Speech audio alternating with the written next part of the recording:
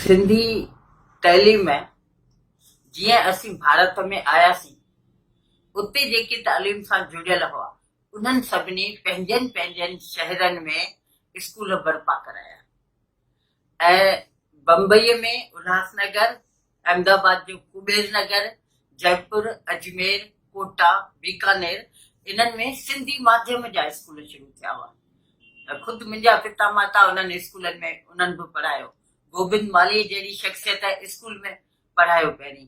त उन तैलीम जो एॾो बाखो थियो माहौल जो लाइब्रेरियुनि में सिंधी किताब जाम ईंदा हुआ। लेखक सिंधी किताब घणे में घणा लिखंदा हुआ ऐं असीं साहेड़ियूं पाण में विढ़ंदा हुआसीं त सुंदरीअ जो नावल इन भेरे मां इशू पहिरीं कराईंदसि, गोबिंद मालीअ जो नावल पहिरीं मां पढ़ंदसि। पोइ सॼा किताब ॻाढ़ा करे छॾींदासीं, अंडरलाइन कंदासीं। उन माहौल खे सोचे मां अॼु बि ॼण मूंखे रोअण थो अचे, छो जो अजमेर में 4 गवर्नमेंट जा सिंधी स्कूल बर्पा थिया। Sindhi high school, government high school for Sindhi number 1, 2, 3 and 4 जेके हाणे रिटायर थिया आहिनि। वॾनि उहिदनि वारा डॉक्टर, इंजीनियर, वकील, उहे सभु उन्हनि सिंधी माध्यम जे स्कूलनि मां पढ़िया हुआ ऐं लॻभॻि 3 ॾहाका उहो जोश रहियो। अजमेर जो वरी दर्सी किताबनि में बि वॾो योगदान रहियो। भाऊ प्रेमदास ब्रह्मचारी ऐं दीपचंद त्रिलोकचंद जा लिखियल किताब सॼे भारत में 4 ॾहाकनि ताईं हलिया। सॼे भारत में टेक्स्ट बुक बोर्ड पोइ ठहिया। पहिरीं उहे अजमेर जा किताब हलंदा हुआ ऐं उन्हनि ज़रिए ई असीं पढ़ाई कंदा हुआसीं। स्वाभाविक आहे जेकॾहिं तैलीम सिंधीअ में वरिती त उन मां साहित्यकार बि उसिरिया। जीअं अजमेर जी टिमूर्ति गोवर्धन भारती, हरि हिमथाणी, भगवान टिलवाणी। जयपुर जी टिमूर्ति सुंदर अगनाणी, लक्ष्मण बंबाणी, वासुदेव सिंधु भारती। ऐं पोइ उन्हनि खां प्रेरणा हासिल करे नई टही पाई।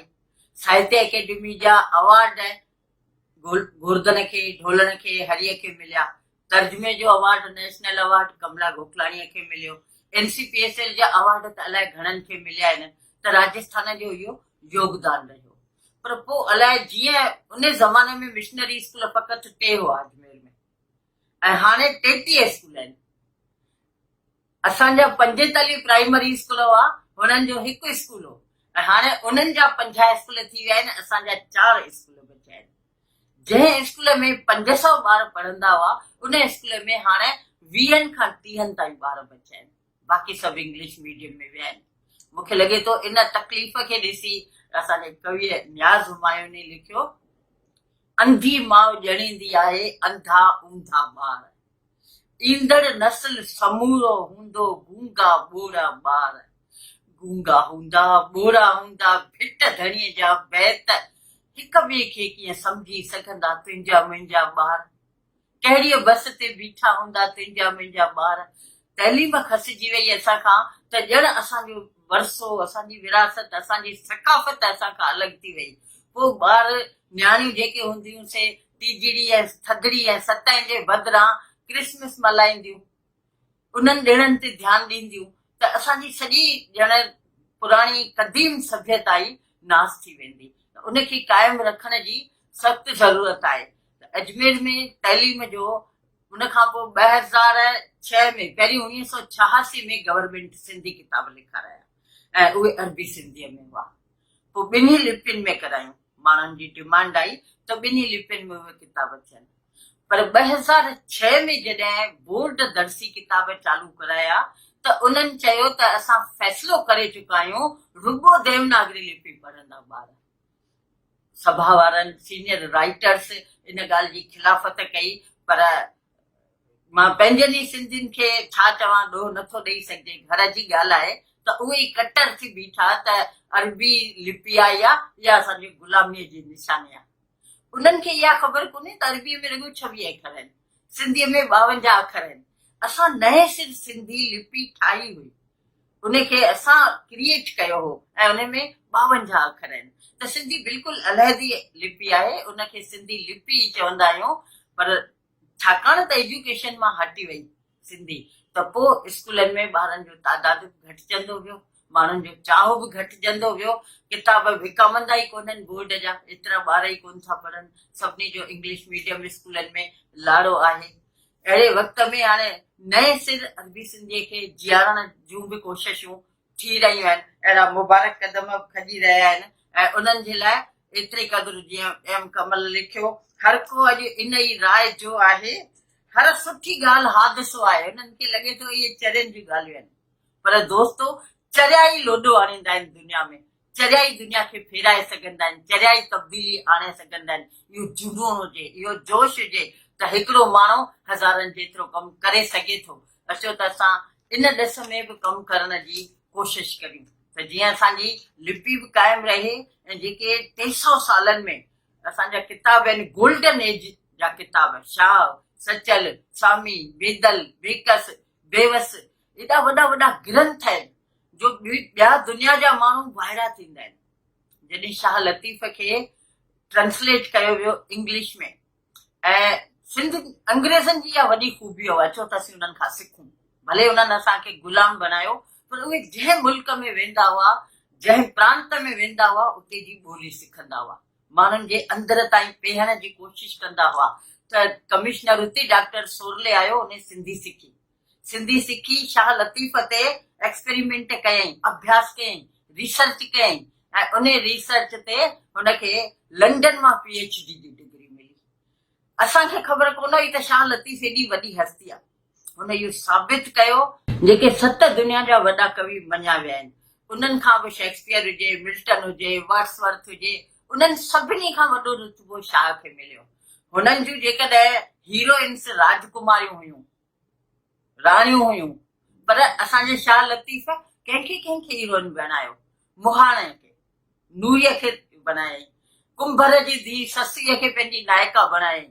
त वाइड़ा थी विया, दुनिया वाइड़ी थी वई ऐं उन्हनि खे अहिड़ी बुलंदीअ ते पहुचायईं, अहिड़ी असांजी अज़ीम सभ्यता ऐं संस्कृति हुई, ॼण शाह सिंध जो आवाज़ बणिजी पियो। सचल सरमस्त अनहल हक़ जो नारो ॾेई ॼण असांखे बेडपो, बेबाक, बिंदास बणाए छॾियो। अॼु जेके ॿार असांजी नई टई चवंदी आहे इट्स माय लाइफ, सचल उन दौर में 100 साल अॻु चयो इहो मुंहिंजी ज़िंदगी आहे, ऐं जो ई आहियां सो ई आहियां। त अहिड़ियुनि शख़्सियतुनि खे सुञाणण वारा असीं मालिक आहियूं, पर असीं उन्हनि खां महरूम आहियूं। मां सच ॿुधायां, मूं बि मुंहिंजे पुटनि खे सिंधी मीडियम में कोन पढ़ायो, इंजीनियर बनाया, पर अॼु उहे मूंसां विढ़ंदा आहिनि। जॾहिं ॾिसंदा आहिनि सिंधी सब्जेक्ट खणी ॿार IAS बणिजी थो सघे, सिविल सर्विसिस में कामयाब थी थो सघे, त मम्मी तो असांखे छो महरूम रखियो असांजे खज़ाने खां। ऐं हाणे उहे सिखनि पिया। हूअं बि हाणे दुनिया में बैक टू रूट जो ज़मानो आहे, सभु पंहिंजे रूट्स ॾे मुड़नि पिया। त असां सिंधी बि उन रूट ॾे, उन बुनियाद ॾे मुड़ण जी कोशिश करे रहिया आहियूं। उन में सिधो सओं असांखे पंहिंजे भाषा सां, पंहिंजे सभ्यता सां, पंहिंजे संस्कृतीअ सां, सकाफ़त सां, तहज़ीब सां जुड़णो पवंदो, उनखे महफ़ूज़ रखणो पवंदो, उनखे बनाए रखणो पवंदो। जीअं नारायण श्याम जो जेको टप हो, अलाह ईअं न थिए जो किताबनि में पढ़जे त हुई सिंध ऐं सिंध वारनि जी ॿोली। उन ई नारायण श्याम जेका मूं तव्हां सां 3 ॾहाकनि जी ॻाल्हि कई त लहर लॻल हुई, सिंधी मीडियम सां तालीम जी लहर लॻल हुई, बोर्ड में सिंधी पेपर निकिरंदा हुआ, इंटर में सिंधी सब्जेक्ट हूंदो हो। त उन नारायण श्याम ॾिठो हेॾा मेला पिया लॻनि, हेॾा वर्सियूं ऐं जनम ॾींहं पिया महापुरुषनि जा मल्हाइजनि, त उनखे ई वरी लिखणो पियो, ख़ुदि ई पंहिंजी ॻाल्हि खे नकारे त सिंध खे को न छॾाए को सघे सिंधियुनि खां, सिंध खे को न छॾाए को सघे सिंधियुनि खां, सिंध सिंधियुनि में वसे, सिंध हिते सिंध हुते। जिते सिंधी आहिनि उते सिंध आहे। असां भली जोग्राफिकल ख़्याल खां सिंध खां अलॻि आहियूं, पर असां हर प्रांत में, हर शहर में हिकिड़ी नई सिंध अॾे रहिया आहियूं। उहा सिंध तॾहिं अॼु बि जॾहिं असीं पंहिंजी भाषा खे सलामत रखंदासीं, वधाईंदासीं, विझाईंदासीं ऐं उहा महफ़ूज़ रही सघंदी। ऐं दोस्तो घणो ई कमायोसीं, घणेई ॿारनि खे कारखाननि जूं चाबियूं ॾिनियूंसीं, बंगलनि जूं चाबियूं ॾिनियूंसीं, महिलातनि जहिड़ा घर ठाराए ॾिनासीं, पर उहे बुखिया अथव अंदरां, उन्हनि जी आत्मा बुखी आहे, उन्हनि जे अंदर में उसाट आहे, उञ आहे।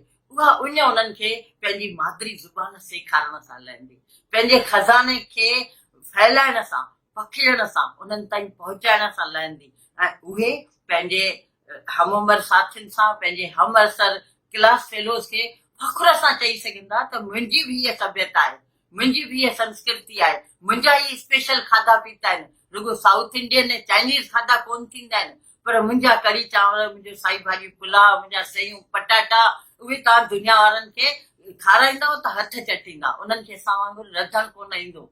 असांजा ॾिण वार मस्तीअ जा, पंजाबियुनि जे भंगड़ा वांगुरु असीं होज मालो ॻाल्हियूं, खिलूं, ख़ुशि थियूं, नचूं टपूं, ऐं पंहिंजा जेके लोक रवाज आहिनि, लोक नृत्य आहिनि, लोक गीत आहिनि, उन्हनि खे बि महफ़ूज़ रखूं। भले असीं डीजे ते केतिरा टॉप जा गाना ॻाए डिस्को डांसूं करियूं, वेस्टर्न डांसूं करियूं, पर रुगो ठली ताड़ी वॼाए होज मालो चवंदासीं त उनजो मज़ो ई कुझु और हूंदो। असांजा जेके रीति रिवाज आहिनि, साठ सोण आहिनि, उन्हनि सभिनी में अंधविश्वास कोन्हे, उन्हनि जे पुठियां का न का लॉजिक आहे, के न के तर्क आहिनि, के दलील आहिनि, जिन जो असांजे सॼी ज़िंदगीअ ते, सॼी गृहस्थीअ ते असरु थिए थो। जो शादीअ जो जी जेका पवित्र रस्म आहे उहा 7 जन्मनि ताईं मञी वञे, ऐं अॼु ॾिसो जॾहिं वेस्टर्न कल्चर ॾे था वधूं त ठूंठ लॻी साहेड़ी भॻी, जिते किथे रुगो तलाकनि जा केस। त असीं कुटुंब जे ख़्याल खां, समाज जे ख़्याल खां, तइलीम जे ख़्याल खां, देश जे ख़्याल खां, छो जो भारत देश जी बि इहा ख़ूबी आहे त हिते विविधता में एकता आहे, गूनागूनियत आहे। असांजे गुलदस्ते में तरह तरह जा गुल आहिनि, त सभिनी खां सुगंध वारो, सभिनी खां सूंहं भरियो गुल असांजी सिंधियत थिए। असीं सिंधियत ते फ़ख़ुरु करणु सिखूं, बांवर करणु सिखूं, ॿियनि जे अॻियां पाण खे साराहिणु सिखूं, कूड़ी साराह न, सची पची जेके असां में गुण आहिनि उहे सिखूं, त असीं दुनिया जी ताक़तवर क़ौम साबित थी सघंदासीं। रुगो कमाइण वारा न, रुगो पैसनि जूं चाबियूं ॾियण वारा न, पर ॿारनि खे इहे गुण ॾियूं, इहा सभ्यता ॾियूं, त उन्हनि जे अंदर जी उञ लहे ऐं असीं उन्हनि जा गुनहगार थी न मरूं।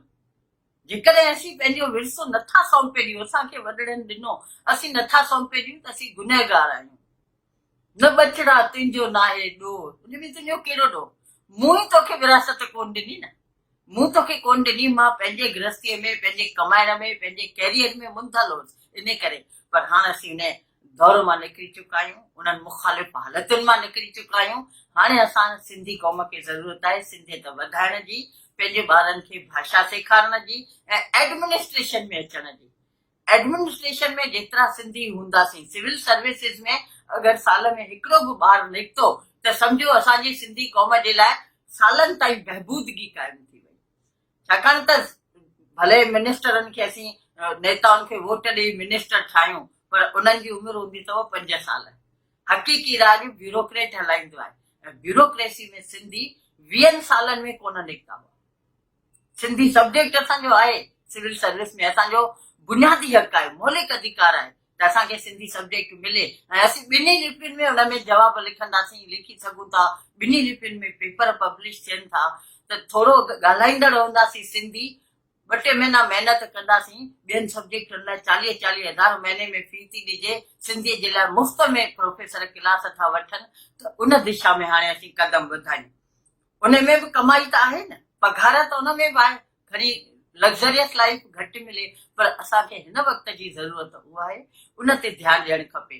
त हाणे तव्हां ॿारनि खे कारखाने जी चाबी ॾियण जे बदिरां किताब ॾियो, इल्मु ॾियो, रोशनी ॾियो, उहा अंदर जी सची रोशनी आहे, जेका असांजे ॿियनि ॿाहिरियुनि हूंदाइनि खे मिटाए सघंदी ऐं दाइमी रोशनी थी असांजे राहनि खे रोशन कंदी।